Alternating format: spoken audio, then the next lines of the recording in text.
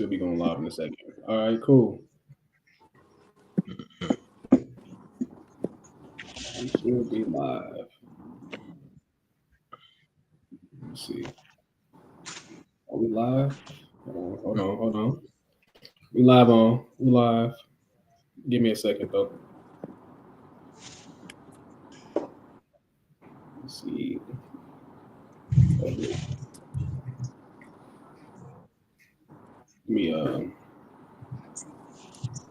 Let me change the stream and keep your Instagram because Instagram be tripping.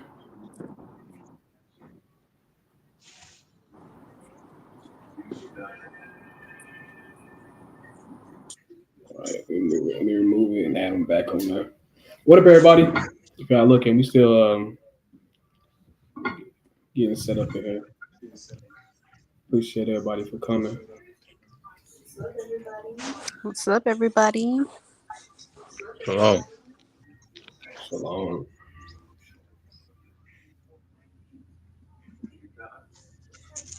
Okay, cool. I can see us on there.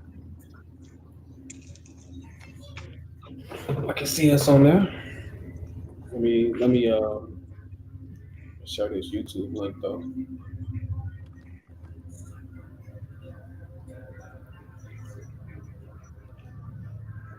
Let me share this YouTube link. People won't be like, "Hey man, you didn't share it with me." Let me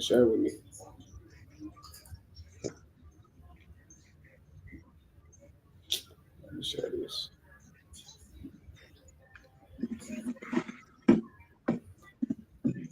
Couple more seconds. Let me get this out there.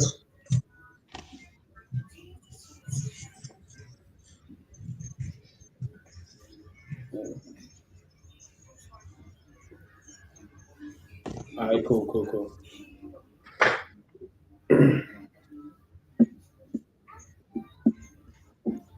What up, everybody? So, yeah, I've been. It's another week. Hey, everyone. It's another week. We back again. I don't got nobody else. I don't got nobody else I need to add. Oh, hold on, my slide. Hold on, slide. There we go. Last week we have Dariel in here, but today we got Dariel in this piece. He goes by 7.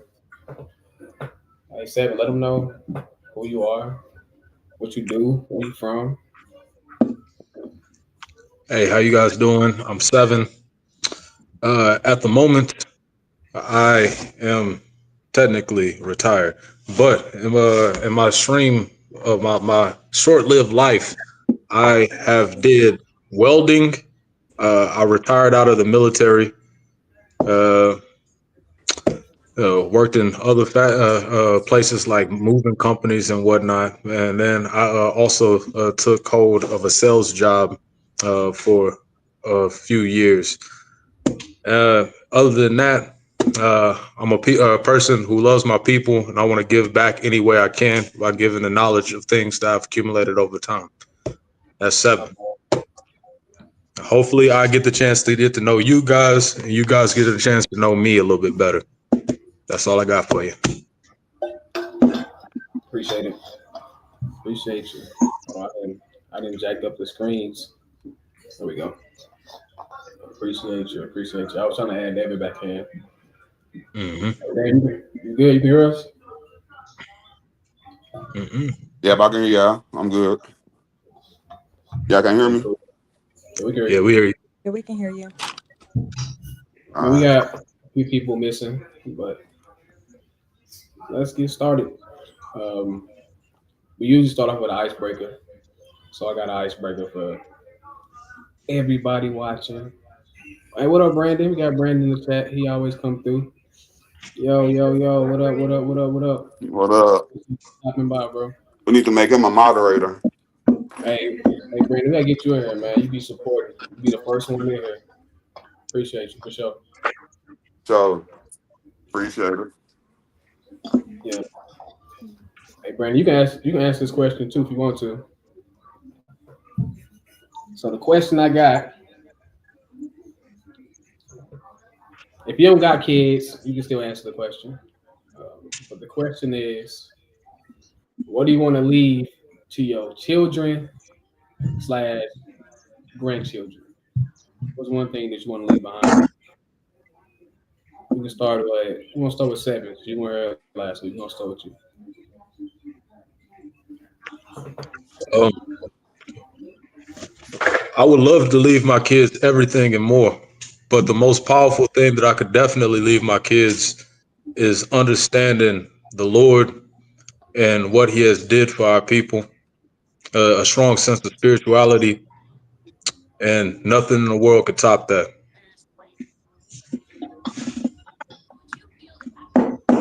Respect that answer. Respect that answer. Let's go one of the ladies. Let's get you up there, Keith. What would you like to leave to your children or your grandchildren? I would like to leave money for sure, knowledge, um, drawings, paintings, writings, um, a lot of money actually. Yeah. All right, appreciate that. So I'm gonna switch it up. So I'm gonna switch it up on that note. Do y'all believe that y'all gotta have kids or you gotta start a family? Is that something you believe that you have to do, or Absolutely not. it's open? It's open question. Well, the Lord said multiply. Be fruitful and multiply. That's the first one of the first commandments of the Lord. And I believe in that for everybody else but me. So I absolutely agree. Please be fruitful and multiply. Okay. See, I believe that y'all should be having kids. Y'all should be multiplying. Yeah, What about you, at least a Brandon? Do couple. you feel that you need to have kids, or what do you feel? If you still there in the chat, we'll wait on that though. To tell you the truth, I don't know. I think it's almost like it ain't even. I mean, some people make a choice to have kids or not, but it's almost like it's something that happens or it don't happen. It don't even seem like a choice. I mean, it is a choice, but it's like but it's almost like it's gonna happen or it ain't gonna happen. So I mean, mm, So when you was growing up, you just knew that you wanted to have kids, like you wanted to have a family. That was like something that I knew I you just wanted one. I knew I wanted one. I knew that. okay. Did y'all desire to Uh, be married in love before y'all had kids? What was that conversation like with yourself? I would say like I Damn, what? definitely felt like I would have kids. I know the most I said I would have is like three. I don't know what really sold me on that number. But definitely, want to have a husband and Yeah, I don't know what sold me on one, but I knew I wanted one though. At different uh, points in life. I Go ahead. want to have as many kids as I possibly can, with as many suitors as possible. I think that that's a responsibility of our community because just as fast as we're having our kids, they're taking them out. And I think that that's something that we need to have people who are having kids and then also people to mentor those kids. And if you don't want to have kids, at least you need to become a figure that can mentor the next generations to come because it's a spiritual and physical war that our people are in every single day. I'll leave with that. okay. And I think I've also read lately that now they're saying women need to have at least 2.7 children. I don't know where they got the point 0.7 from, 7? but in order to keep the population of Earth going, pretty much, because it's declining. Less people are wanting kids. So, True. At different points in life, I have wanted children. And I'm not even completely, like, absolutely not on children. But Absolutely not right now, at the very least. I got a question there, Kiki. Yeah, that seems like a When do you think is the best time to have a kid then, from your perspective? There's no wrong answer. Yeah, for me, when I feel way more financially stable for not just myself, but for a child, and to be able to support myself in the way where I can be a good mom, because I could be a mom right now, but I wouldn't be a good mom. I'm overstimulated, and sometimes I don't know how to deal with my own big emotions, and I'm not the person that I would want to be as a mom. So there's a lot of things that goes into preparing that's very that mature. person. And I just I would want to give my children someone other than who I am right now in a couple different aspects. So not just monetarily, but like mentally, emotionally, and physically as well. Okay. I Moving to my understand new that. question. I understand that. I get that. I mean, you touched on a good point there. Um, so what would you consider as a good mom? Like, what would you classify as a good mom? Well, I think that every mom in their own way is probably a good mom. So I'll start by saying that. But for me, the mom that I would want to be is someone who definitely has the capacity to be graceful, to be patient, to be emotionally aware, mentally aware in the things that I'm saying and doing and the people that are around my child, what's being poured into them, because they're sponges. And so I would, and then obviously financially, I would want to be sound so that I can be present. I would want to be fully there for my child. I don't want to do daycare. I don't want to, uh, again, I would be very particular about who's around my child and what they're being exposed to. So me as And a some mom, some of that stuff that you said you want. oh, go ahead. No, I'm just gonna say some of those things you only learn once you have kids. Or you master. You may have a little bit of it, but you only really learn it once you do have kids. You know, you'll never get to pay the kid patience unless you got a kid. You'll never get the kid budgeting, kid. You know what I'm saying? Because you can have whatever certain amount of money, but you don't know what you're going to need to take care of that child. You don't know if you're going to have a disability child. You don't know if your child going to be 100% healthy. So I mean, you can prepare really all you want, but you just never know though. You know, until it happens. I agree with that, And then and it's another I key agree with factor. that too. That's Because another really, key. Oh, like, sorry. as a Go ahead. mom, like, you have your days where you're just kind of like, okay, my brain is not here right now. I need a break. My patience isn't there, because you're still a human at the end of the day. So you're still going to deal with those emotions, those feelings of, I just dealt with X, Y, and Z today, and then now I have to be here for my kids. It's just something you don't really learn, like David said, until you actually become a parent, become a mother, and actually, have to navigate through those things. There's Ideally, I would. only one key thing that I feel that you missed out on. Obviously, it's an opinion, but you never said that you need a good father or a good father figure that will be inside that child's life. And I think that's something that's overlooked a lot of the times when people talking about the mentality of raising a kid. Sometimes we end up in a situation without actually what's that word that I'm thinking of?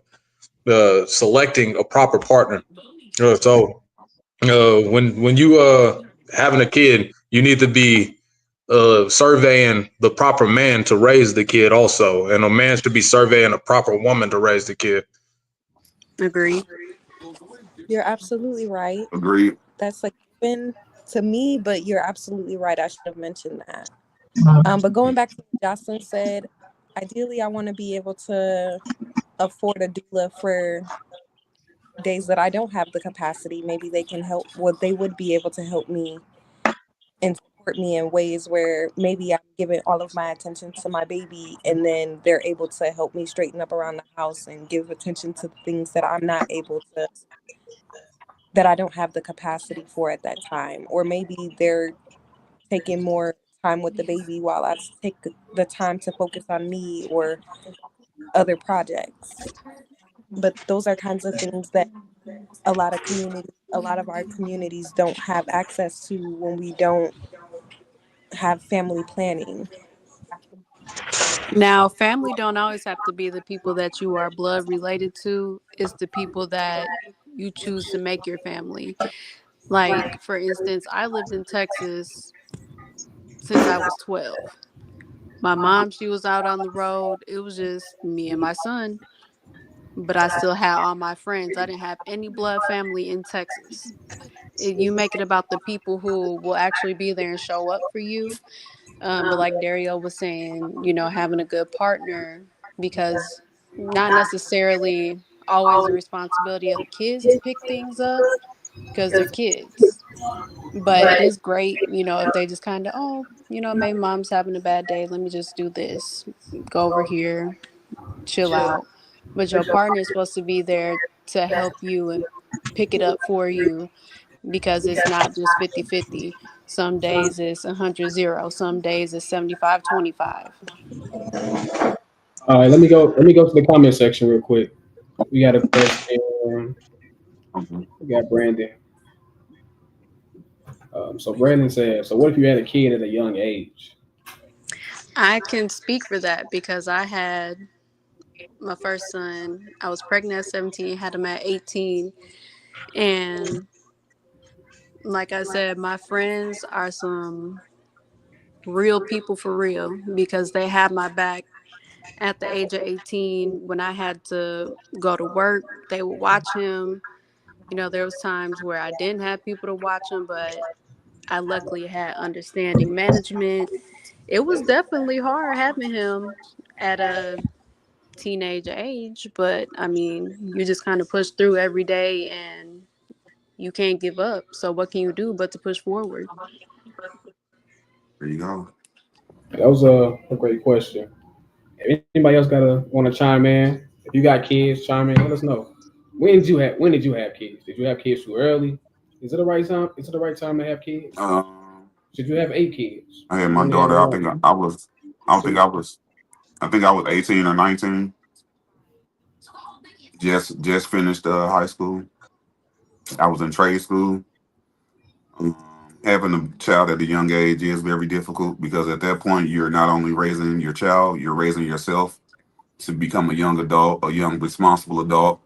Like Kiki said, when you're young, the finance isn't there, the stability isn't there.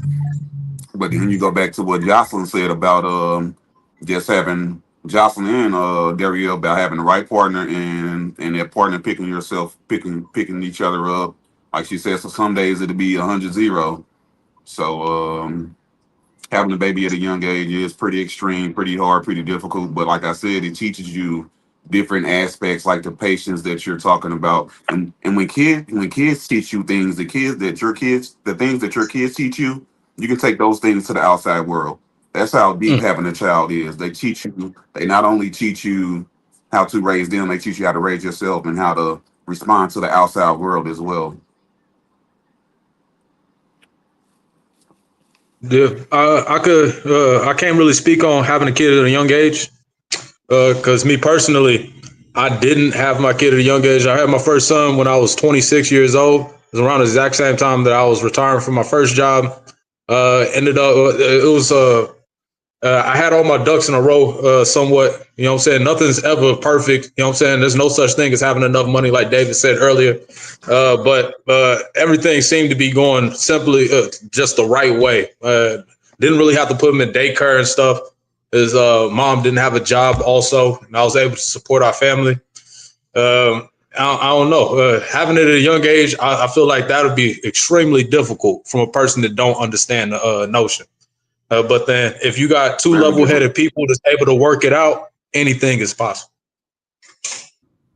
But then you think about you think about the facts of life, the single parents, the single moms, the single dads. It's especially when you have them young and you by yourself. That's when it really gets tough. That's when you really got to put your big boy pants on, put your big girl pants on. Is when you're out here doing it by yourself. And when I say you may have a small support system, but doing it by yourself at a young age is very, very, very difficult. No matter even if you were financially stable and had this and that, I think being a single young parent is one of the toughest thing in the world. And parenting is the number one most thankless job. You'll never get a pat on the back. You know what I'm saying? So Yeah. yeah, having a baby young is very hard, but like I said, it teaches you how to raise your child, raise yourself, and how to respond to the outside world as well. Be You resilient said for real. something. You said something very important right there, David. You talked about being in Mm, a broken home, being raised with a single parent. And I think that's mm, something that we need to talk about as a community where we start breaking away from deadbeat, what's the name, mentality. As in, not just deadbeat fathers, yes. deadbeat mothers. It's a thing that happens inside all communities, but I want to focus on our community because I love us. So when we look at a woman Mm, who wants to keep the child away from the father, that's deadbeat activity. We got a Hold on. father that's not Give me, taking care of mm, his seed, give me a that's second. okay. deadbeat activity. So that's something that we Let need to me start, get you know, what I'm saying, teaching people to take care of. now, let me get to. Unless we got another question, a follow up question. We saying most definitely we come from a broken home. Um, we're gonna stay on this topic. So to everybody watching out there, the question was, how many do you believe that you're supposed to have kids? If so, how many would you have? The original question was, what would you leave to your kids or your grandkids? And now we got Brandon. He in the comments asking questions. So if you out there, you got a question, and you got kids or you don't got kids. If you feel like you should or shouldn't have kids, drop a comment. Let us know how you feel about having kids. You feel like there's outside pressure from family, from religion. What is it that makes you want to have kids? Is it love? Is it lust? Let us know. Was it a mistake? Ain't nobody mistake, but Mm. hey, just Uh, chime in. Let me know. Mistake is a harsh word, but that's life. That mistakes can uh, come from RAP. Mistakes can come from RAPE. So mistake is a word you can use. Okay. I would say that my what's the name? This is a little bit touchy of a subject, but I would say that my son, he was a mistake. My first son. I like Uh, happy accidents, not mistakes or surprise. no, because technically, it would be a mistake if you wasn't intentionally trying to actually have the child. Not to say that once he was already, you know what I'm saying, gathering into a bunch of cells that I wanted him to be aborted. I don't believe in that. But then I didn't intentionally Right. try to get no woman that I was messing with at the time I got my current wife pregnant. I ain't trying to get no woman pregnant. So that's a mistake. Happy accident. You don't think that that's a better suit for that? No, because the word I mean, accident if that means something that can't be avoided. A mistake is something that you mm, can avoid. Hold on. We got another question in the comments. Hold on. We got Sweet Tea in the building. She said a lot of people have children because they are looking for someone to love and someone to love them. That's so Mm. true. Yeah. I think that's the irresponsible reason to have a child. I'm not going to explain to you why. very much, very Hold much on, let me If so. let you me let me let me hear a female perspective first. Okay, sorry, Hold I've been Okay. talking a lot. My bad. on. Are you all good? I like that. Who want to chime in on this one? Jocelyn, Kiki, y'all the two women in the group. I think Do y'all Josh wants to feel go. like I don't know if you here? Not here. Okay. Um, I can see that people have done that, especially like You know, I've seen, for instance, where men would be like they don't want the baby, and then the woman would be like, "Nope, I'm gonna keep it because I'm gonna love my baby. My baby's gonna love me." Um, like Dario said, is not necessarily the responsible thing to do, because it does take two to take care of a baby. Like that be the ideal situation, but it does happen. People do that. Okay. My response to that, real quick though, if you was done, if you don't mind me coming in, chiming in. What up, Sharina? How you doing? So, Thank you for stopping by. Was Sherelle them kids, mama? Oh, them kids, mama. Hold on, her name say kids. Her name say kids. So it sounds like she proud of her kids. She love her Right? She kids. love her kids. hey, Tyler, if you Don't don't she mind probably a good bringing mama. up that What's up, last Sherelle? question. Them kids, mama. How you doing today? All right, bring the last question. All right, let me get back to the last question. Just so I can get a good look, make sure I'm answering it correctly. A lot of people have children because they are looking for someone to love and someone to love them. I believe that people do that, but I think that it's kind of messy for you to have a kid because you're looking for somebody to love and somebody to love you. First off, there's no guarantee that in the future your kid's gonna love you. There's no guarantee that the person that you have a kid with will love you in the future either. So it's kind of a narcissistic way of bringing a life into the world where you're basing it off of how you feel emotionally, and then you're not really catering to what type of life you are actually creating and bringing into the world. So I would say that I wouldn't agree with somebody doing that, but a lot of people definitely do that. They use that to hold people. They use that to take money from somebody. Sugar mamas and sugar daddies out here. It's a messy business. It That's a is, business. because Oh God. honestly, that means there's something within them that they really need to heal. That's true. Mm-hmm. Video on TikTok, and there was this woman saying that having children was a humiliation ritual, which I don't think that drastically. That's kind of crazy to say, but That's crazy. they were saying That that a is. lot of women will, the celebrity women specifically, will have children with these men and then be drugged through the mud publicly, and that's humiliating as celebrities. And then a lot of people were in the comments and they were saying that, what people like me who don't have children are missing out on is that unconditional love that they get from their children. Majority of love have conditions. That's something that needs to be addressed. Hey, we got another one right here. Another one. You can't say it's irresponsible because you are a man and you can't create a baby. Oh, who said it was But Babies we can't be have some though, created. and that is irresponsible. How y'all feel? How y'all feel, man? Let's go, David. I think that's That a. Hold is on, let's go. irresponsible. Oh, go ahead, Dave. I say I feel that is irresponsible, and you need a man and a woman to make a baby as well. Um, yeah, that if you're just having a baby just so you can feel. What about that child? What if kids don't ask to be here? So I mean, you really gotta. I mean,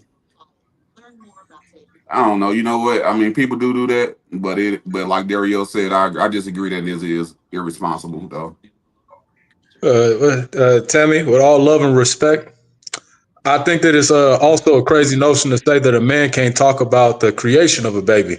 That's like telling somebody that they're not able to drive an automobile because you don't know how to build an engine. You can't get in a plane and fly to your favorite location because you don't know how to fly a plane. You see, it's a nuance that creates a gap between man and woman to where we're not able to actually talk out these things rationally because we bring up these subjects and make it seem as other groups aren't able to have insight on a portion of something they helped create. And that's only going to create a divide. A man needs to be there for that Ooh. conversation because that's half our seed. And if we wasn't there for the Y'all what's the cooking, name, the man. Y'all creation, cooking. and then it'd be a full woman problem. A man would never talk about it. The problem is men dominate the conversation, and it's a woman's Mm. body that we're discussing. Is it a woman's body or is it a woman with a baby? I Is mean, a woman y'all a the man vessel. You creation? are We the are the vessel. portal. We're literally the portal that they have to come through. That's called an incubation system. And Okay. a woman is God's creation for that. That's a divine nature that God created you for. But then God But I created us to want carry the seed Hold on, and plant it into hold the on, hold soil. on, hold on. I like that. Y'all cooking now. We got Sweet Tea said thank you, Kiki. We're gonna move on to another one, and then after this, we got 30 more seconds on this topic. Then we're gonna move on. Trapping. Brandon said it sounds like you trapping that person. And people definitely trap people for whatever love they're trying to get out of that person, or even for money. Mhm. I need to I know don't who believe in Brandon was trapping. addressing. And then Yeah, who spoke on the Right. trapping? I don't know who he's addressing, but Because I feel like that's two different things too, though. Because people could do it for trapping reasons, like they trying to stay in that person's life, but also on the other end, they can just do it just because they want a baby to love and love them. A So lot of it's, times yeah, trapping isn't yeah. even real anymore because if people don't want to be in their life, they will just opt to go ahead and pay child support so that they don't have to be active. Or men will just What? like sign over their rights altogether. I've heard of people doing that a lot. No, that's not legal in America just yet. Men can't sign over their rights and not be accountable for a child. But a woman can. So this is actually brings up another good topic. I want to hear what the ladies got to say about it. Since a woman it has the opportunity to abort the baby, is it okay for a man to not be inside the baby life, sign his rights over legally, if it was a possibility? Would you be okay with that?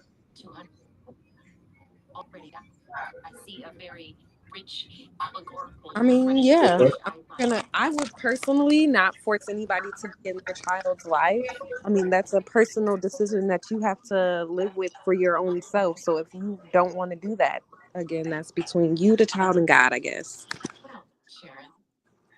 Yeah, I just can't see how somebody don't want to take care of their kids. that's how I Right. feel too. That's crazy. but I appreciate everybody down there in the comments dropping this heat. Hey, those are good questions. That was my icebreaker. Y'all definitely got me. What's up, y'all? Thank y'all for logging on. Thank y'all for watching. Thank y'all for coming through, supporting, commenting, like, share, comment, share that live. Yeah, thank you. I appreciate it. Make sure you subscribe. Definitely do all Yes, that. Do all sir. and hit that bell for the notifications. The noti bell. hmm all right. Yeah, the So notifications let you know when we going live. Let you know what time we going live. So hit that hit that bell. yes, sir. So today we still on the topic of the seed. Lay the foundation, and we still nurturing our seed. So coming to the stage, I want to bring out the water bear. They're gonna give you all a brief walkthrough of the history of real estate in this country and some of the things that we've been through as a people throughout the years. So I'm gonna bring in Dariel and Kiki. All right, what's up? What's up? What's up, everybody? All right. Water I think barrels. at the beginning of our conversation, we want to have a good starting point. So we need to understand the importance of generational wealth and how we've been kept out of that generational wealth inside of the United States of America as a people. So when we take a Hold on, look at it, Dario. huh? You want What's to up, let them man? know what the water bearers are? What you want to let them know what the water bearers are and what y'all represent and what information y'all bring? Yes, sir. Thank you for keeping me on track, brother. Yes, thank All you. right. So, Mm-hmm. us as the water bearers, we like to keep people in the know inside of the real estate game. We do a lot of research and studying within the within the real estate department, and we're trying to make sure our community can grow generational wealth within that community based off of knowledge and exposure to things that they possibly didn't get exposed to growing up. Uh, and that's what my presentation has a lot to do with. Kiki, do you want to say anything before I start my presentation?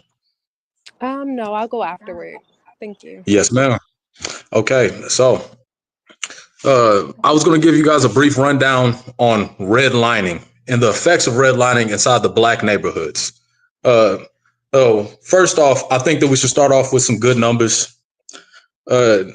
Something that is very apparent inside of research and data is that the white Quick question, household, the Dario. average white, What is redlining? redlining, a discriminatory practice that systematically denied service like mortgage, insurance, and investments to residents of a certain neighborhood based on their racial or ethnic composition.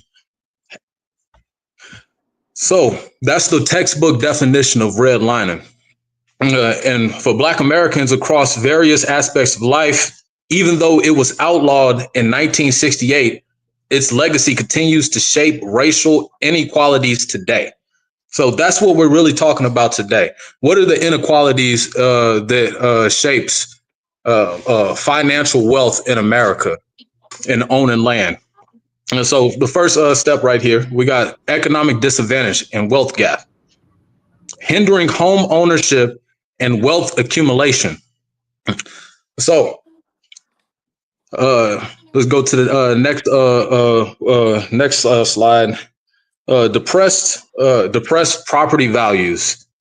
Even when Black individuals could purchase homes in redline areas, these neighborhoods were deliberately devalued. This meant homes appreciated at a slower rate, if at all, further limiting wealth creation.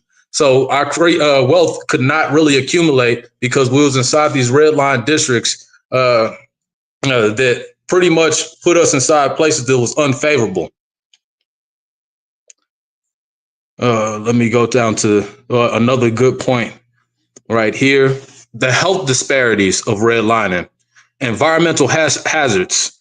Historically, redline neighborhoods were often located near industrial zones, major highways, and waste dumps, leading to higher exposure to air and water pollution, noise pollution, and other environmental toxins.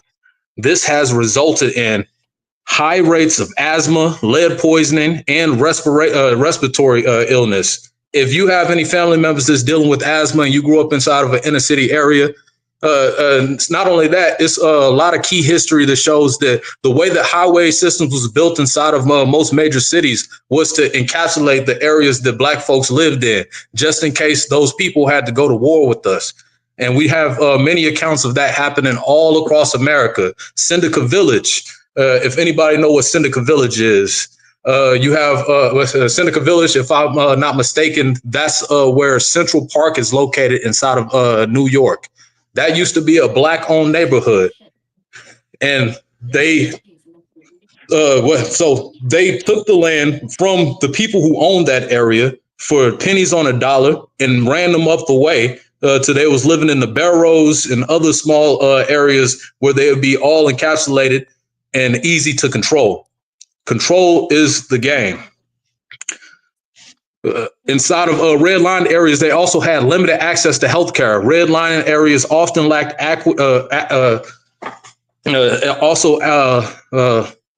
redline areas lacked healthcare facilities, including hospitals, clinics, and pharmacies, leading to healthcare deserts. So inside the areas that we usually lived in, they kept us far removed from possibilities of getting help with the same hazards that was put into those areas.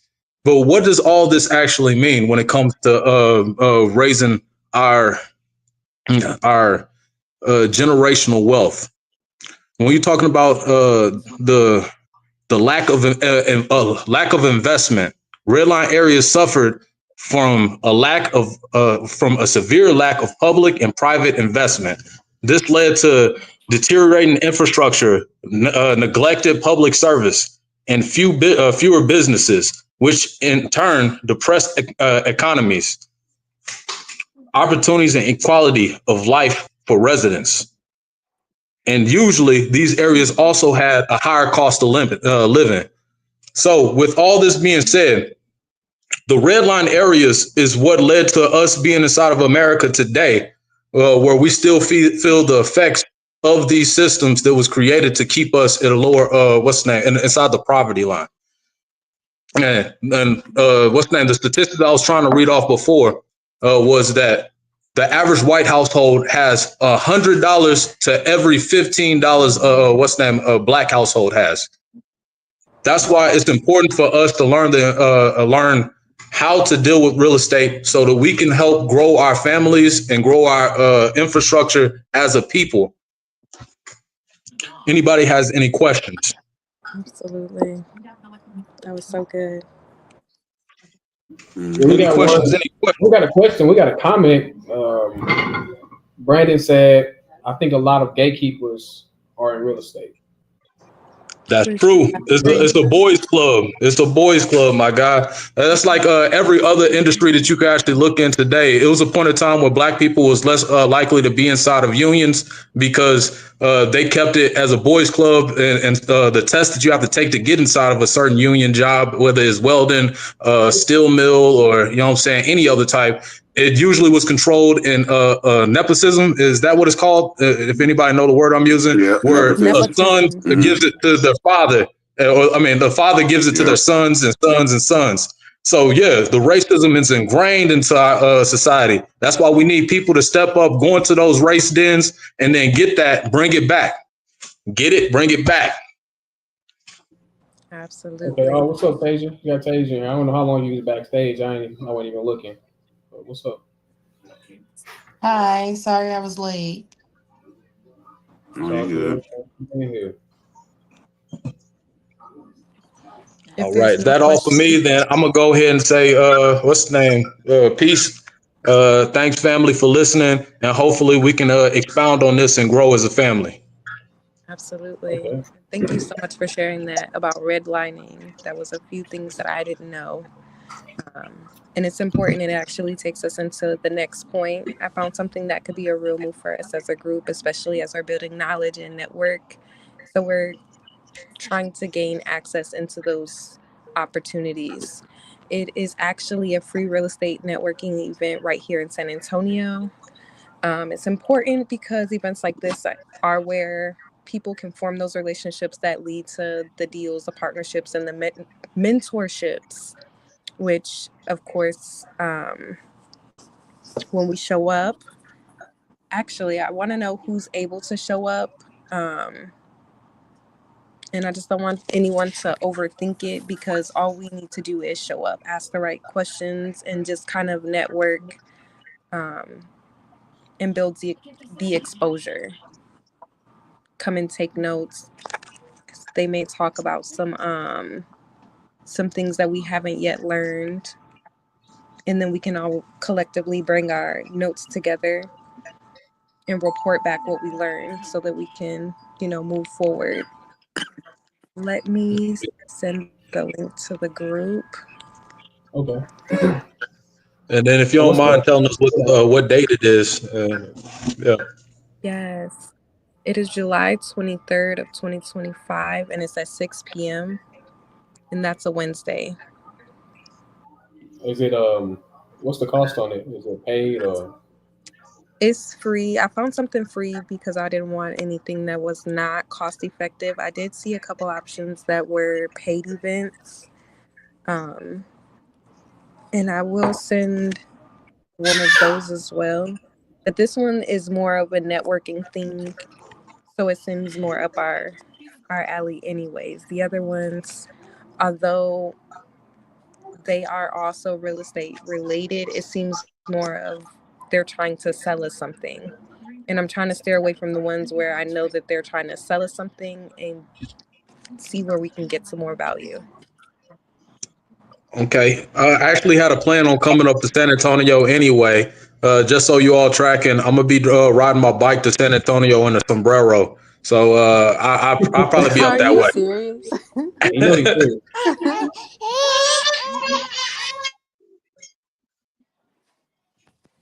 Did anyone have any more questions about the event?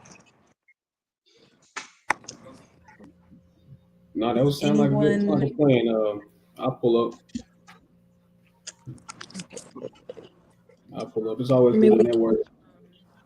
have a dress code or something. Let's Right. go. Okay. Put that into effect. What you thinking? Red, white, and blue? Nah. No. Nah. Or we could wear our bear colors. Man, Right? Now, did we That agree makes on sense. colors? you can't go going all black. You can't go wrong with black. You right. What's I forgot our bear colors. Did we agree? Yeah, I think it was black, red, green, and yellow. Mm. So I guess you just pick one We of the need some colors. merch. Yeah, that's true. Going. Like even though they say black off, they say black office. We are Bears. The black office is just where we located. That's our office space, but we are the Bears. Name of the podcast. Yeah, this is the name of the podcast. It's where we located. But we out here eating where we hunt. And today, we just giving y'all we're giving y'all the behind the scenes on some of the work that we're doing. Pretty much showing y'all how to water the seed. You got to network. You got to build good foundation. So this is us watering the seed, getting out there, networking. Because if we want it, we got to figure out who the people that already have it or who has it in this space. So here in we're most of us are here in San Antonio. We got a few people in St. Louis, some in Dallas. Absolutely. And I feel like the more rooms that we show up in, the more that we increase our chances of being remembered, invited out, and,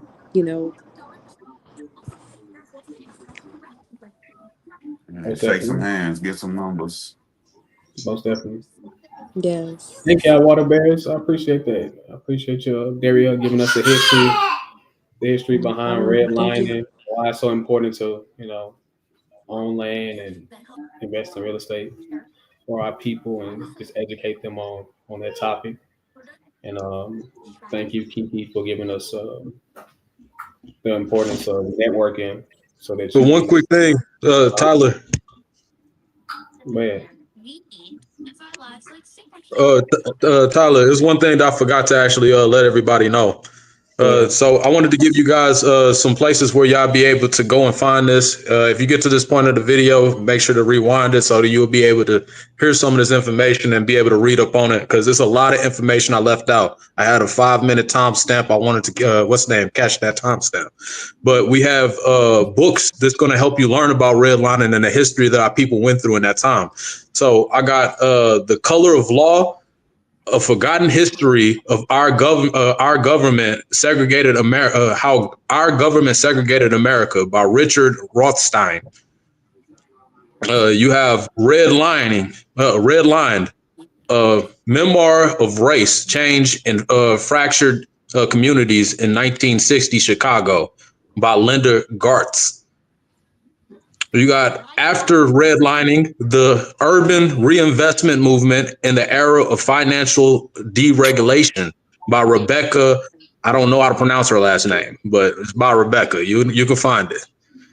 You have Race for Profit: How Banks in the Real Estate Industry Undermined Black Home Ownership by Keegan Yamahata Taylor. She got a crazy name, but you can find it, I'm sure. Run it back, you're going to be able to find these. So if you wanted to learn a little bit more about redlining and the importance of gaining generational wealth through owning land, these are some books that can point you in the right direction. These are all Black authors, by the way. Thank you. All right. So we'll move on to our next group. The next team we got on the board are the Black Bears. This team is made up of David, Jocelyn, and Steph. But Steph not here today. And they're going to give us some background on financial tips. And some financial tips. So hopefully y'all tuned in and listening, got your listening ears open and ready to learn some financial tips. You can start with David. Go ahead, David. Take the floor. All right. Like Tyler said, the Black Bears, we are your finance group. And we don't give financial advice, but we give tips on budgeting, money moves, where the money's moving to, where the money's moving from. And we all just try to keep a little bit of extra coins in your pocket. And this week, we decided to talk about budgeting and saving money monthly. So one of the topics that we agreed upon was grocery shopping. Um, as we see, the economy is really crazy right now. Everything, the price of everything is going up. So we're just gonna we collab the Black Bear Group. We collabed on how to save a dollar or two by grocery shopping and putting a little extra money in your pocket every month. All right. So start off like this. One of the main things, stop eating out so much. Quality and quantity of a home cooked meal is so much better. I cannot stress to you how much the restaurant world has changed based on the service. The service is so bad that it makes the food taste bad. Mm. So it's almost it's very vital to start cooking at home and have be your own server. So that way you won't leave with attitude, or sometimes the service is so bad it make you feel like you didn't even eat enough or you're not even full. You didn't even get your money's worth. So let's stop eating out so much and let's hit that grocery store. Um, make a list before you go to the store. Make a list. Make a list and stick to it. Do not impulse buy. Apply the 24-hour rule. If you don't want it or need it after 24 hours, do not get it. And always check your cabinet and refrigerator to make sure you're not buying unnecessary items. Like you may think that you don't have ketchup when you're in the store, then you come home, you got two bottles of ketchup. You may think you don't have bread when you get home, you still got a loaf of bread at home. So you probably just wasted $7 and $10. Now these it may seem like small increments, but at the end of the month, it all adds up. Um, buy your kids what they like to eat. Food is too expensive to experiment with kids' taste buds. If they want to eat Mm. chicken nuggets every day, let them eat chicken nuggets every day. Just make sure they have a protein, a veggie, and a starch. Every kid likes veggies. It's so many different types of vegetables. You just have to find the right one that your kids like. So the excuse of my kids don't doesn't like veggies, no, the parent hasn't found the right veggie that your kids like. So let's just try to find the right veggies that your kids like.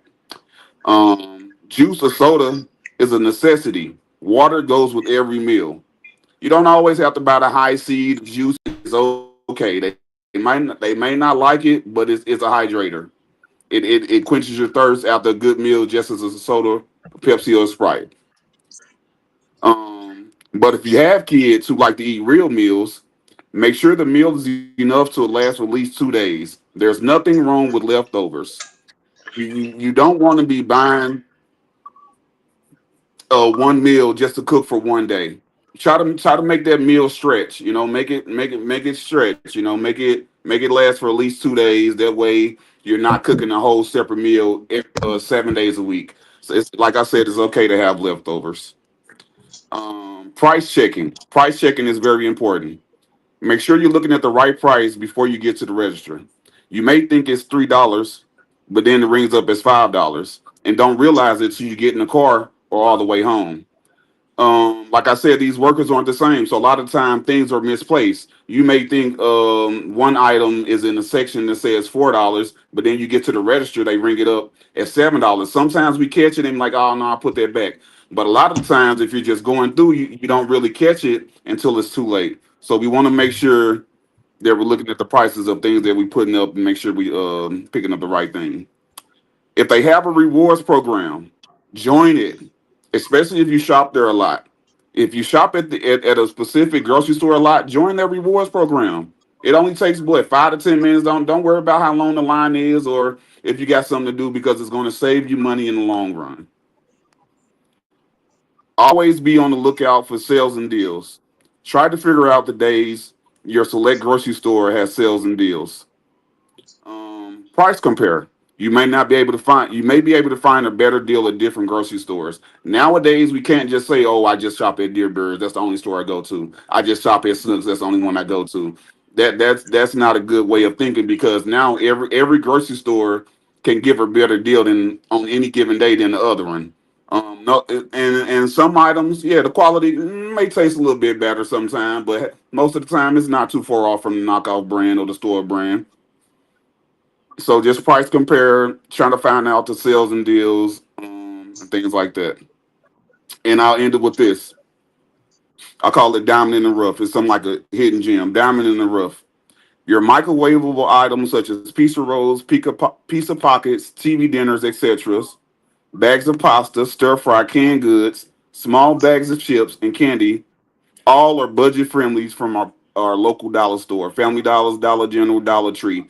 Most of those microwavable items that are at Snooks are very overpriced than if you would go to a Family Dollars or your Dollar General or your Dollar Tree.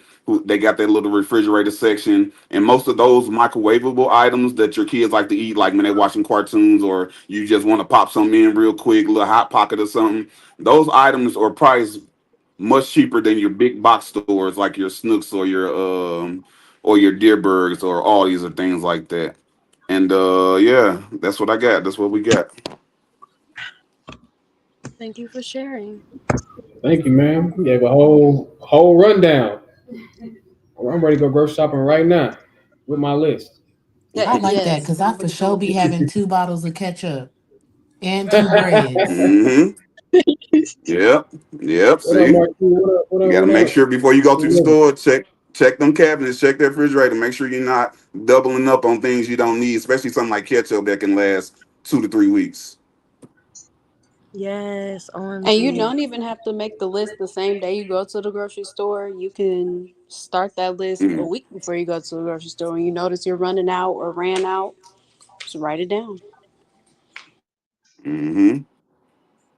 Yeah, and stick to it. Stick to that list. You just stick to it. That's how you. That's one of the ways to stay budget friendly. And everything I told you, you'll see the difference at the end of the month. If you're really a person that's serious about budgeting and saving a dollar here and there, if you stick to everything I told you, I promise you, you will see an increase on your monthly savings. You'll see an increase. And if you're serious about saving money, because some people may think a nickel is nothing, a dollar is nothing, but after a minute, after an hour, after a day, after a week, after a month, it all adds up. I promise you.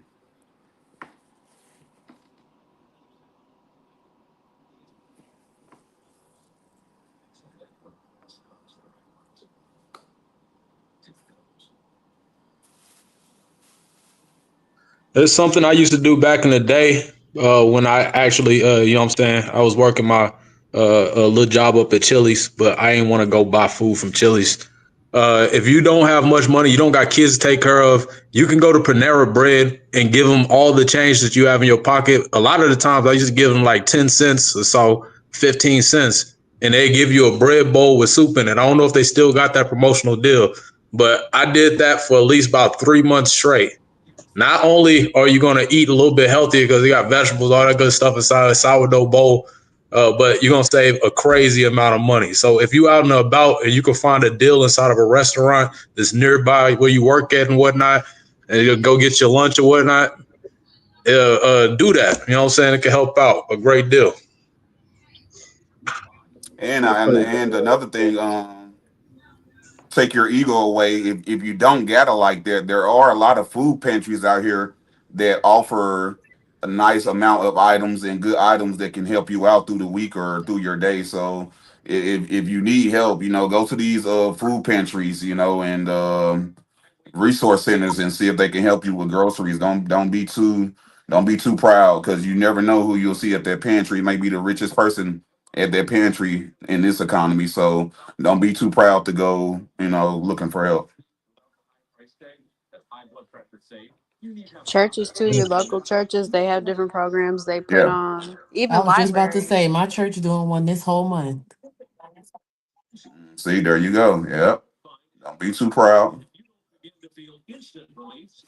I just wish they offered better selection of items, but beggars can't be Yeah, choosers. yeah, that's true. And that really just depends on, what is donated. So if you got a little extra you can donate, make sure you are as well donating to those food banks and pantries so other people can be fed as well. And if you have an extra freezer, make sure you put that stuff straight to your freezer because everything inside of the food bank is close to expiration usually. Thank y'all, Black Bears. We got one more Black Bear in the booth. Got Jocelyn with some more tips for y'all. So what's up, Marquis? Thanks for tuning in. Hopefully, see you again What's in up, Mississippi. Marquis? If you get out, come to Texas, stop by.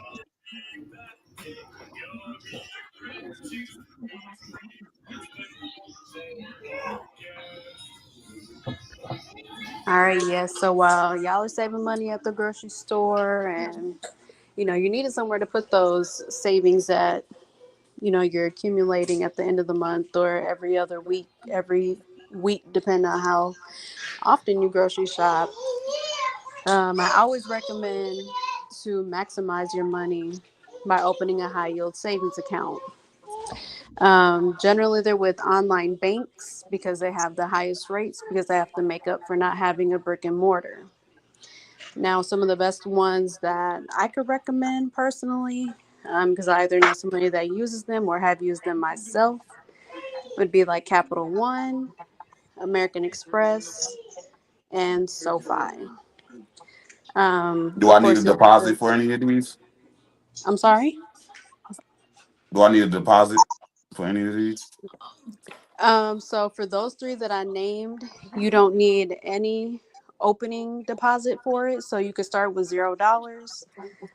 Sign up obviously is online. It's pretty easy, pretty quick.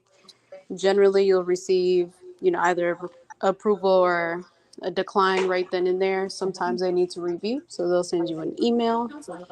But these banks are higher than, your national brick and mortar banks such as Bank of America, Chase, and they give you pennies a month. But by switching to a high yield, you can start earning dollars a month, depending on how much you put in there. And really, when it comes to saving, just set yourself a reasonable goal for your budget. So within that, you got to make yourself a budget. And I recommend to set an automatic transfer each pay period or month, depending on how you want to do it. But treat it like you're paying a bill to yourself. Because I Mm. mean, you don't want the lights cut off, you don't want the water cut off. So why would you want your savings cut off? Hmm. Just treat it Okay. like it's a bill. Put it on automatic pay so that it automatically gets transferred over to that savings account. If you have those other expenses like saving at the grocery store that you have cut, put that into the savings as well because I mean you were going to spend it anyway, but why not put it back in your pocket and have it earn some more money? And then also strongly encouraged to review your budget on a monthly basis, because of course things fluctuate. You may be able to save a little bit more this month than you did last month, but as your budget changes, you'll see where you're able to put some more money in here and there.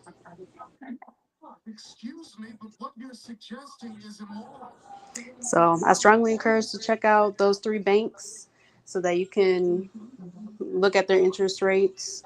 I want to say, for instance, American Express is maybe at a 3.60% APY. And, when you look at like Bank of America and Chase, they're at like a 0.01%, 0.03% APY on the high end. So it's a big difference.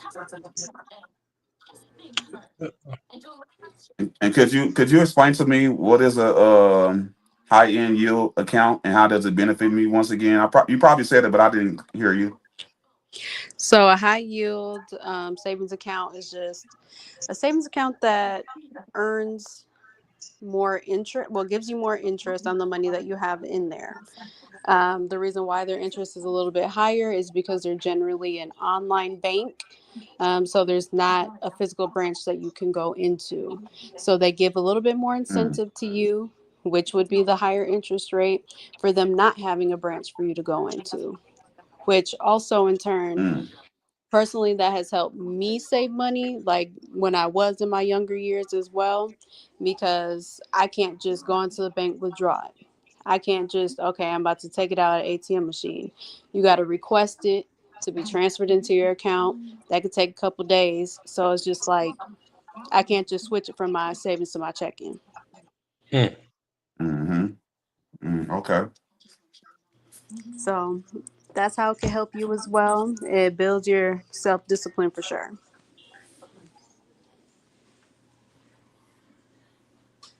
Take notes, chat. Write some things down, chat. Take some notes. Everything we're giving out is this is not off the top of the head. We've researched this. We've read about it, and we have trial and error. Did trial and error, which means we've done it ourselves. So Mm. take notes if you're really serious about if you're serious about what you're hearing and budgeting, real estate, guys. Take notes. This isn't just all this information that we're giving you is not it's cash. It's not physical cash, but it's mental cash and it's inspirational cash and it's motivational money. So take notes and try to do some things to help change things in your life. So every Wednesday that we come on, try to have a little notepad or jot down some notes in your phone and take Ask some questions. every Wednesday. Yeah, ask questions. We want you guys to take away something from this podcast every Wednesday to help you get better, whether it's financially, as a person, mentally. We cover all that. So just take notes. And no question, is a dumb question. If you feel like it may be Nope. dumb and you don't want to ask it on the live, then you could write us personally and, ask us, hey, what can I do to save this? Or if it's too personal Mm-hmm. to be put on the live, then just hit us up separately. Yeah.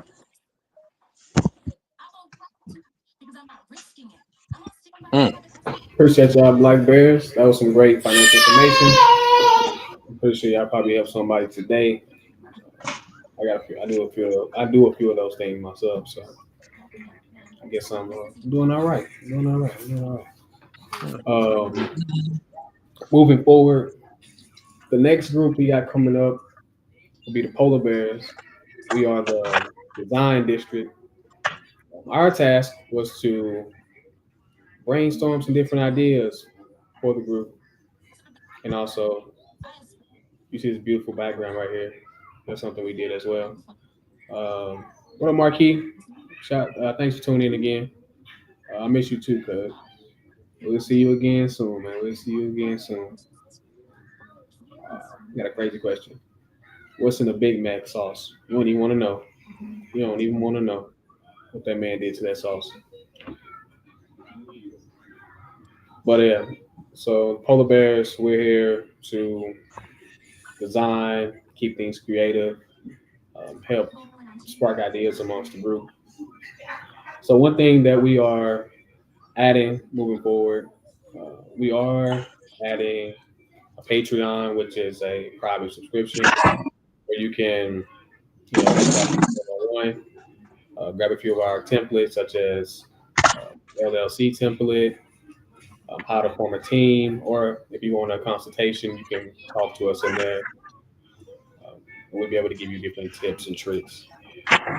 And also, if you want to become a bear, you can reach out, drop a comment, we hit you up, like, hey, what up? Get you on a one-on-one call.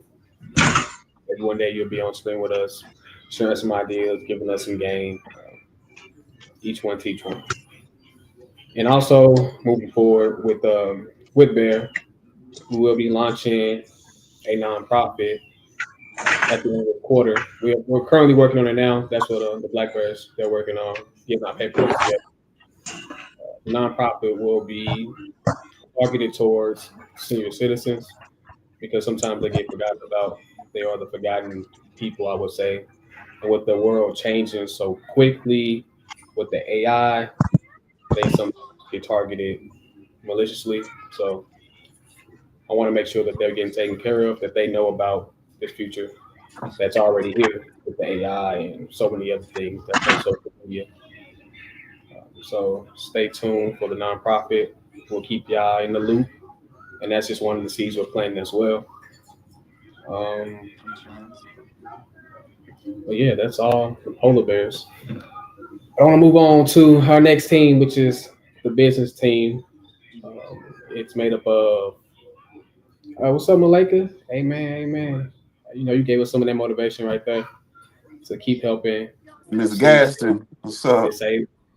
So we'll be reaching out to you, seeing how we can assist. We also get you on the call so you can come in and drop some game, Right now, we just getting a feel on how this thing works, this live thing works, and then we'll get back in the flow of doing our interviews with the CEOs that, that have been consistent for more than 10 years. You know, putting in work. Hopefully, we can be able to get you on here again.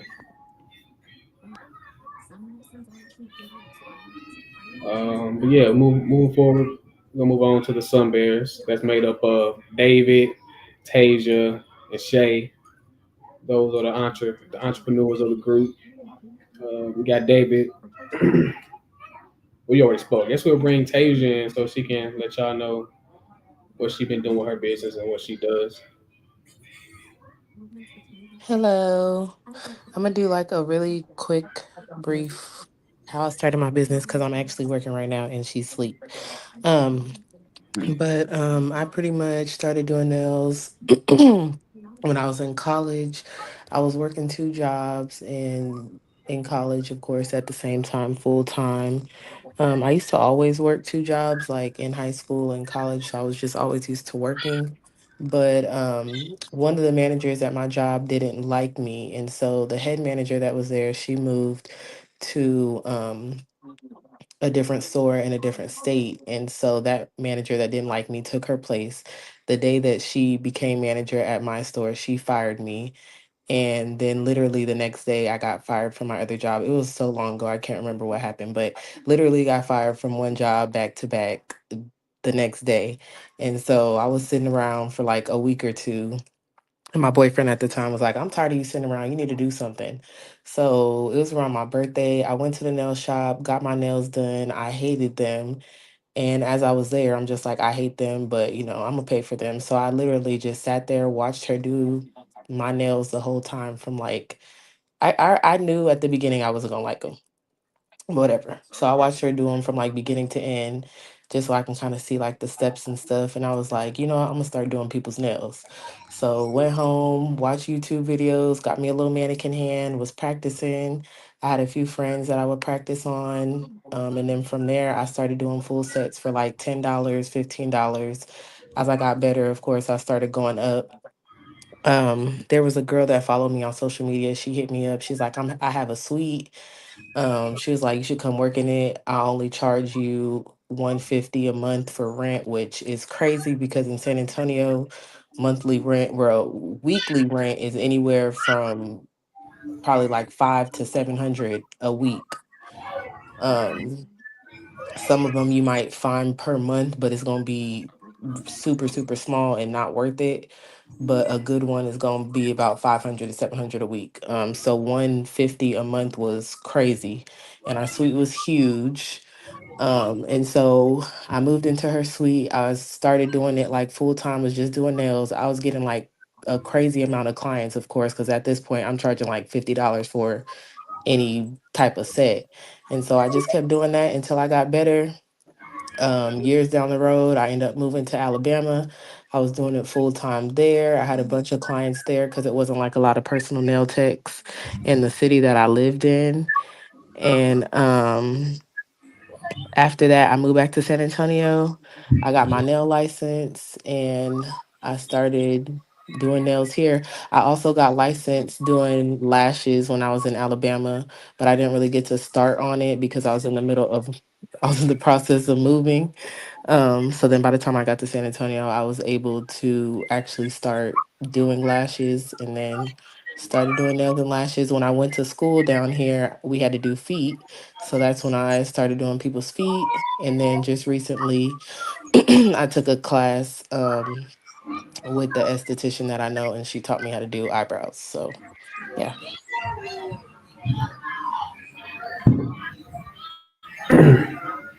Oh, wow, it's a mouthful. That's a mouthful. So, tell us a little bit about what you currently been working on. You're constantly working. You got a client right now. I don't want Yeah, to hold right you up. now I'm working on really just building my clientele, finding a suite, and going back full time doing my business. Okay, Mm. that's the. I think that's the goal for a lot of the business owners. A lot of the business owners in the group. I know with David, he wants to get a truck and then move to a brick and mortar. I don't know if it's a vice versa. I don't know the order, but I know he wants to get a building as well. With Shay, I think he's trying to get into what is it? Farmers Hot market sauce. space. Yeah, he Yeah. makes hot sauce. He wants to get into a farmers market. So it seems like the main goal for most of the business owners is to have their own space so that they can do their own thing and I guess quit their 9 to 5 and focus mainly on their business. That's a common trend I see amongst y'all. Yeah, So that's the for goal. David, let's bring you on here. Thank you, Tasia. We got Smash House in the building. Let them know a little bit about the plan and how the vision came to life. Well, of course, I got a regular 9 to 5. A couple of summers ago, I think I was. No, it was during COVID. During COVID, I think I was just sitting at home, just laying in the bed, and I just had this idea of a record label. I wanted to start a little record label. So, I mean, I was into rap. I like to rap. I was rapping before. So I called LegalZoom, got me an LLC for my for the record company. All that went through, but I never touched it. Never did anything with the record company. About a year later, I was just like, man, what can I do? How can I start working for myself? So I got into I'm into shoes. I love shoes. Love everything about shoes. So I went into the shoe reselling business, and that was called Heat on Feet. So I um, did a doing business as ABA under my record company. I just opened up Heat on Feet, and I started selling shoes. It was good. It was good. I was doing my thing, networking, making a lot of friends, a lot of customers. Learning how to be a one-on-one salesman, learning the ins and out of being an entrepreneur. But with all that was just a hustle. It excited me. Excitement needs a action to cause a reaction. So excitement is something that can come and go, and that's exactly what was happening. As I was doing shoe reselling, it became, it was almost like you can walk up to my table if I'm doing an event, and you can haggle me. You can haggle me on my price, tell me why is this so high, why is it so much, and go into the history of shoes. Like I love shoes, but I can't dive deep deep inside the story behind the shoe or whatever or anything like that. So like I said, that was like I had to tell myself like what you doing here, Dave? What's up? What you gonna keep doing this? Because it was almost like I was getting burnt out from haggling with people all the time on my prices of my shoes, and they wanted it for this price, and why is this high, why is it blah blah and all this stuff. So like I said, that was just excitement needs a action to cause a reaction. So what I had to do was think about what my passion was. Passion comes from the inside. Passion is something that burns in the inside of you, and it can't be deterred. It doesn't need an action to react. Passion is something that's going to be always inside of you. Mind you, my whole life I've been cooking. Mostly every job I didn't had, I've been in almost every kitchen, mom and pop, fast food, fine dining, line cook, short cook, cook to order. And I just said, hey, cooking is your passion. Why you running from it? And I think that's what I was doing, knowing I had this skill, and people will never stop being hungry. So now as I transition into my passion, which is cooking, um, I want to start a catering company. So right now, everything I'm doing behind the scenes is leading up to me getting a catering company.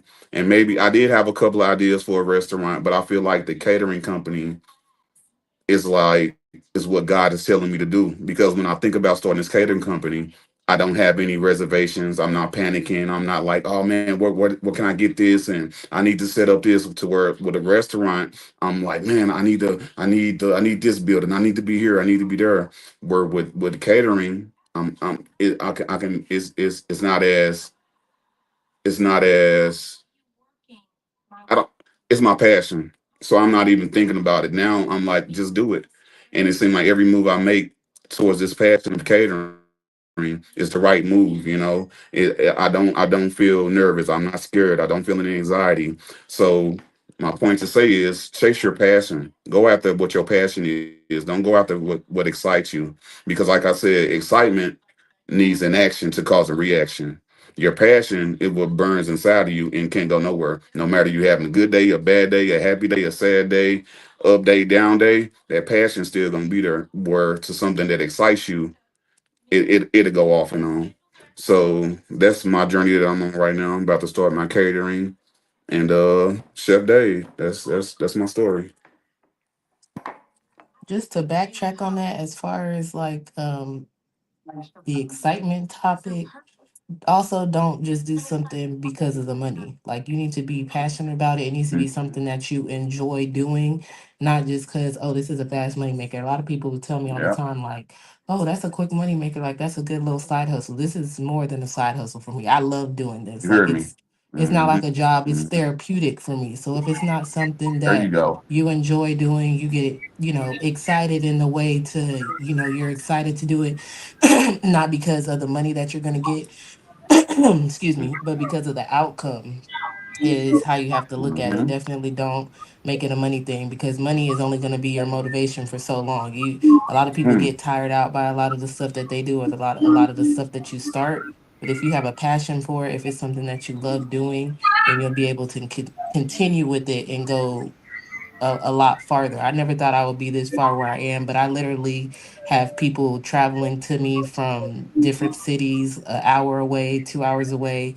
I've had people travel to me from Houston. When I first started, I could barely, like, my people's nails was, they was leaving and they nail was breaking as soon as they got in the car.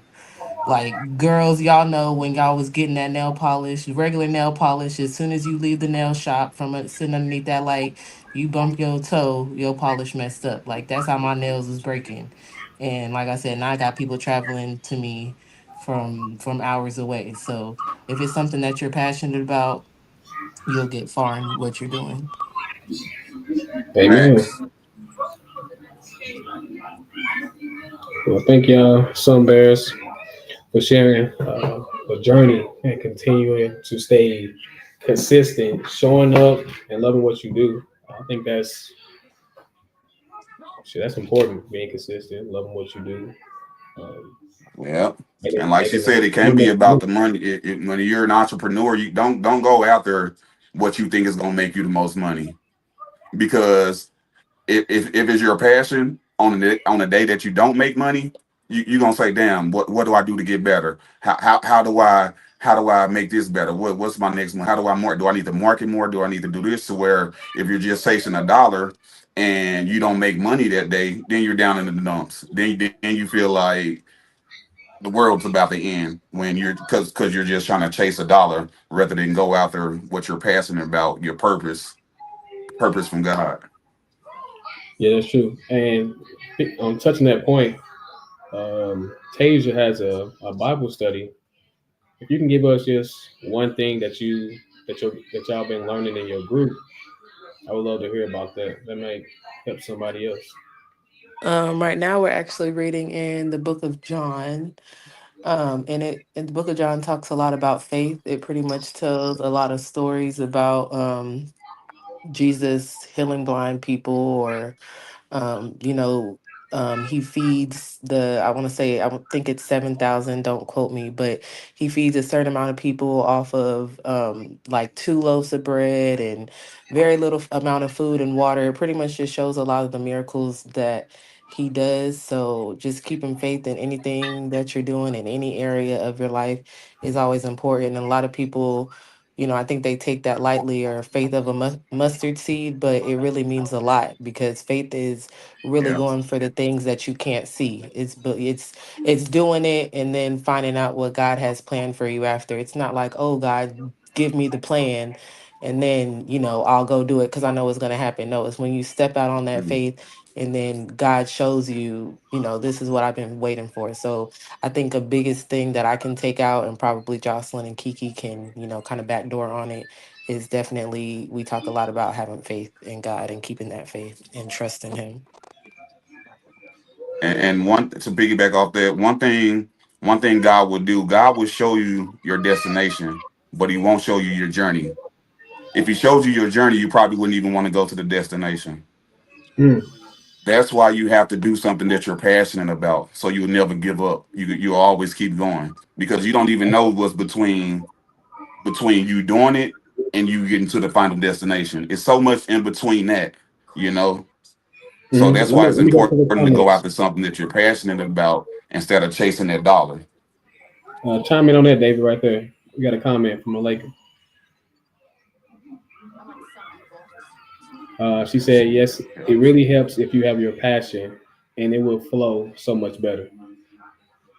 Yeah, for real, Flow. and that's true. Like I said, when you're following your passion, the little obstacles that come up, you'll conquer them. You'll figure out a way how to get around them or how to resolve those problems. So where if you're just doing something for money, you're gonna get deterred real quick. Soon something bad happens, you ain't gonna want to do it no more. You know, to where if you following your passion, you know everything gonna fall in line. No matter if bad thing happen or a good thing happen, when you're on your path of purpose, nothing can stop you. No, then I didn't say obstacles won't arrive or bad things won't happen. It's just when you're following your passion and walking in your purpose footsteps, you won't be deterred because Okay. you know what I'm saying, because you know you're going to get over it. It wouldn't even the feeling when you're following your passion and an obstacle comes up is much different from when you're chasing a dollar and an obstacle come up. You know, like I said, if it's your passion, you're gonna get over it. You ain't even gonna trip on it. You just like, oh damn, this right here. Let me figure out what I need to do to get over this hill. But if you're just chasing a dollar, you probably just gonna be like, man, fuck it, I ain't even gonna do it no more. You know, I ain't even gonna worry about it, you know. So it's very important to follow your passion. Like I said, once again, passion is something that burns on the inside. That's your passion. It can never the flame will never go away. When you're chasing a dollar, you only chasing excitement. Excitement needs an action to be reacted, you know. So yes, that's true, Malika. Okay. I wanted Hey, Dario, man, how does the word tie into pretty much what everybody's talking about with the passion?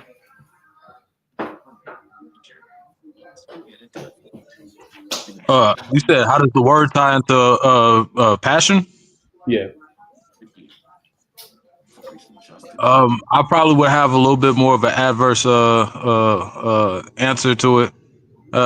At the moment, I'm not willing to give that. I think that it's important for people to chase their passion. I don't believe that anything happens. I think everything happens for a reason because we have an omnipotent God, and everything's going to go exactly the way that it was supposed to go.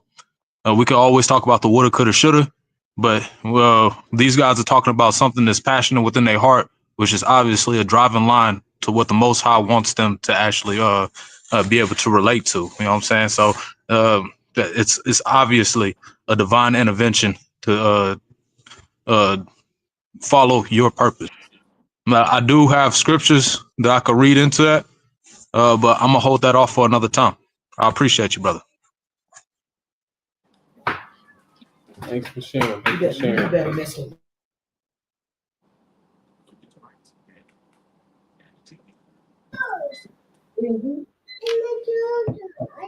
What's that comment, Tyler? All right. Somebody read that for me. I gotta fix my It says voice.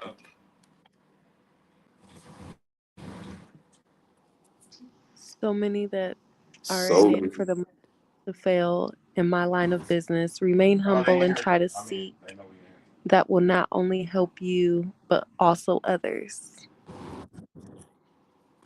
so many that are in it for the money tend to fall in line. So many that are in it for the money tend to fall in line. Try to see that we're not only help. There's also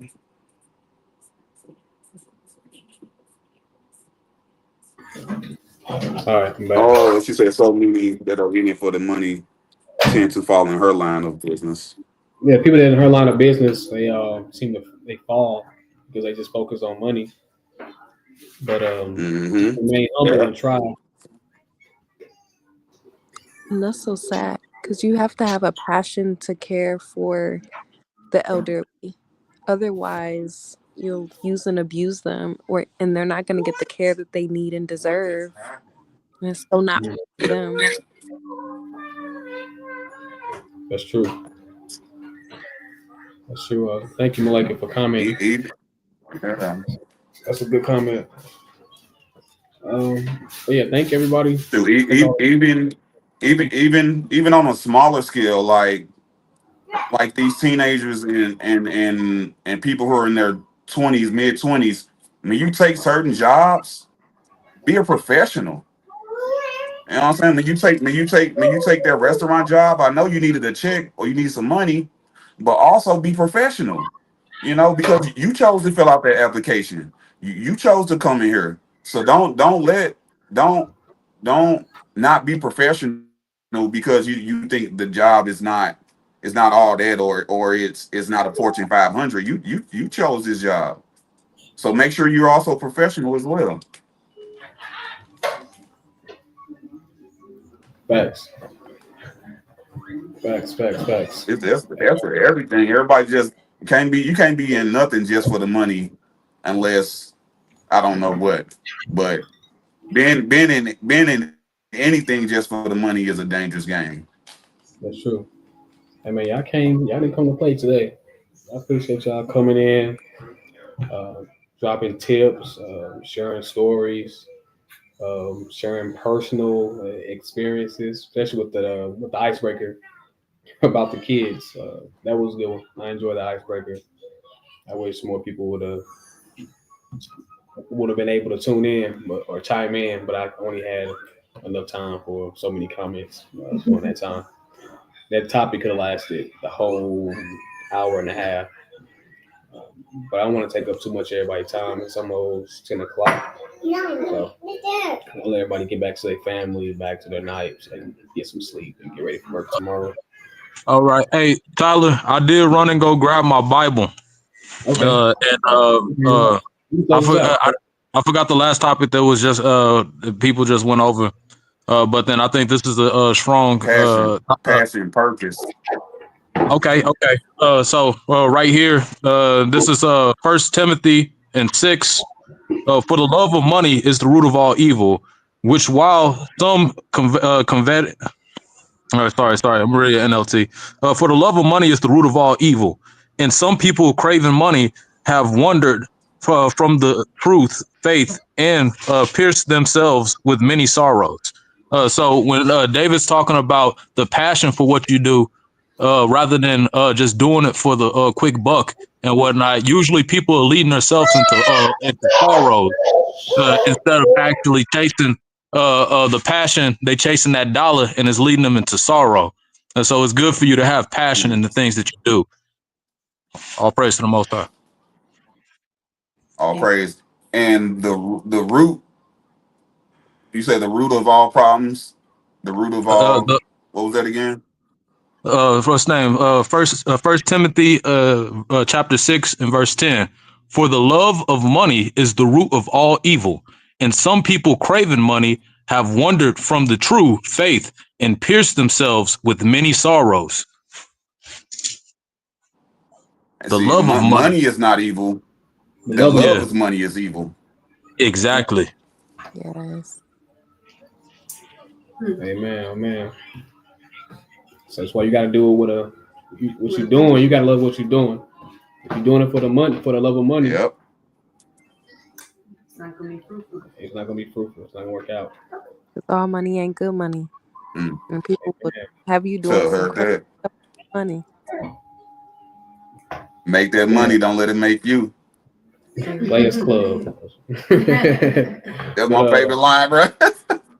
Hey, David, if you can close us out with some motivation and get everybody, motivated for the week. Maybe there's somebody out there that want to start a business. Maybe there's somebody out there that need to hear some prayer. Maybe there's somebody out there that need a group they want to come to. And let's finish him off with some All right. motivation. The biggest battles that we fight in our life start in our mind. Some of the biggest weapons in our mind in those battles are doubt, evilness, um, no self confidence. So we got to start winning these battles that's in our mind. Thoughts become actions, actions become thoughts. If you want a better life, think better thoughts. If you want different things, think highly of yourself. Um, the higher power. I understand a lot of people don't believe in God or whatever, and I don't mean to get on to religion, but God is one of my sources. God is the source in my life that keeps me going. He is the most powerful. He is amazing. He is the greatest. He can do anything. He can do all things. You have to find that source of power, and it's nobody but God. I'm gonna tell you now. You can't look nowhere else and find a stronger source than the Lord Jesus. He helps you get through anything. He never said bad things won't happen, but he'll be there. He'll be there. He'll be right by your side. He'll be guiding you through it. He'll be getting you through it. And as you get through these things, you have to learn from what you've been through. Don't go through life on a repeated cycle, asking yourself, why does this keep happening to me? Step back and ask yourself, what do I take accountability for? What battles did I win in my head? What actions did I do to cause this to happen? A lot of the times we try to blame the devil, but 95% of the times we need to start taking accountability. And once we do that, we get even closer to God. There's plenty of ways to get closer to God, but once you start taking accountability for the things that you've done, then things will get a lot better. You'll start seeing things a lot more clearer. God will start removing clutter from your life, and you'll start understanding what you need to do to move forward, and not to be in that same spot that you keep asking yourself, why does this keep happening to me? Let's start winning those battles in our mind. The devil, the devil can't take nothing away from you. He can't take nothing away from you. He can't give you nothing. He can promise, because he's a master manipulator. He can promise you a lot of things. He can plant a lot of seeds of doubt in your head. That's all he can do. He ain't powerful at all. That's why you have the strength to win those battles in your head. You have the strength to pray to God and ask him for certain things, and ask him. Sometimes tell him thank you. Don't always go to God asking him for stuff, because he already know what you need. Tell him thank you. You know what I'm saying? Sometimes take a look back on your life and all those battles that you won back then, and realize where you're at now. And ask yourself, how did I did all that? I went through all that and I got through it. And look where I'm at now. You know what I'm saying? Small Precept, victories. Count those small. Go ahead, sir. Go ahead, David. precept on the topic that David's speaking on. We got Proverbs 3:5-7. Trust in the Lord with all your heart. Do not depend on your own understanding. Seek his will in all you do, and he will show you which path to take. Don't be impressed with your own wisdom. Instead, fear the Mm, Lord and turn away from evil. mm. Amen. Amen. One more time, Daria. One more time, because I look free him. One more time, please. Yes, sir. What's that? That's Proverbs chapter 3, verse 5-7. Trust in the Lord with all your heart. Do not depend on your own understanding. Seek his will in all you do, and he will show you which path to take. Don't be impressed Mm, with your own wisdom. Instead, fear the Lord and turn away from evil. Amen. His thoughts are not your thoughts. Amen. Yes, sir. I'm gonna wrap it up right there, Tyler. His thoughts are not Amen. your thoughts. Isaiah 46. Hey, man, y'all was cooking again, man. Y'all stay cooking. I love when y'all close. I love when y'all close out. Hey, put them together like peanut butter and jelly. We done took it to church. Amen. Yes, sir. Yes, Lord. Another another good week, man. Another good Wednesday. Another faithful Wednesday. Another day of watering that seed and just watching, waiting to see what grows from it. We already see something. I believe we see the growth. I see the growth in everybody in the group. And man, I appreciate y'all showing up, showing out, and they know I Hey, love if you don't it. mind doing one thing, can I make a quick request, Tyler? Go ahead, do your thing. You mind going through some of the comments just so we can see what the people think? Maybe if some questions was possibly missed, maybe it's some good interactions that we go through. We almost to a round number. It's almost 2 hours of in full. So I just want to see if see what the crowd think. If that's okay with you. Oh yeah. Let's see. We got one right here. Boom, boom, boom. You always supposed to have faith and keep the faith, and always reach for the stars. Never look down. Always hold your head up. Hey, man. Man. Man. We got another one right here. I look at my elders as myself. Read their names off, Al. You'll read their Everybody names gotta get off. old one day. Malika. She said, I look at my elders as myself. I like that. Malika That's a good who? perspective. Yes. Yes. Same. All right. Same, sister. I like that. So we gonna keep that when we out here doing God's work, assisting the elderly, helping protect them from all these threats in this world of men. Be not And like the world. we had Brandon. He said this right here. Brandon Jennings. He said, I really enjoy this. Man, we enjoy you being here. We don't have to Yes, get you on the sir. Always Appreciate the the first one to support. log on. We're always Right. the first one, man. We ain't gonna forget about you. We'll have you an honorary Honorary award. merch. A Yeah, shirt we something. need to make him a moderator. We can give him them blue wrenches. Make him a moderator. Yeah, we got something for you, man. You always the first one to log in, tapping in. We Hey, got some new people tapping in. If you got YouTube, go to our YouTube channel and subscribe. Like, share, subscribe, Like, click that bell for keep leaving notifications. comments. Y'all Yes. helping us. Y'all liking our videos is helping us because we learn as we go. We ain't perfect, but we doing the work. So Take notes, y'all. Yeah, once again, every Wednesday, y'all take notes, even if it's just one note that you just jot down somewhere.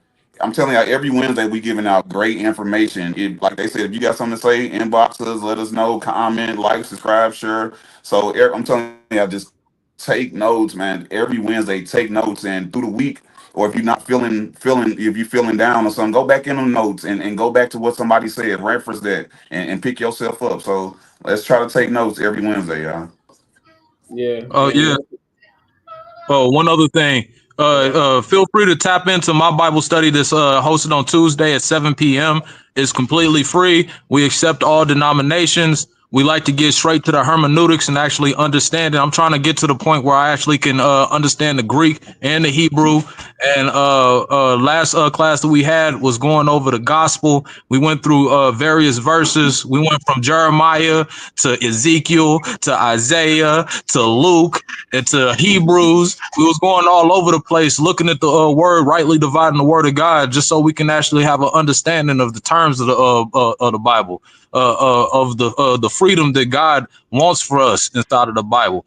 So if y'all feel free to just come through, no tithes and offerings required. Yeah, just like that. And when we go to that event, I'll try to go live there, and we're gonna try to start posting some little short videos so y'all don't have to watch this whole dang video to get the gym. So y'all let us know what y'all want to see. We'll try to make it happen. And I love y'all, even if y'all don't like it. And we see y'all next time. Good night. Peace.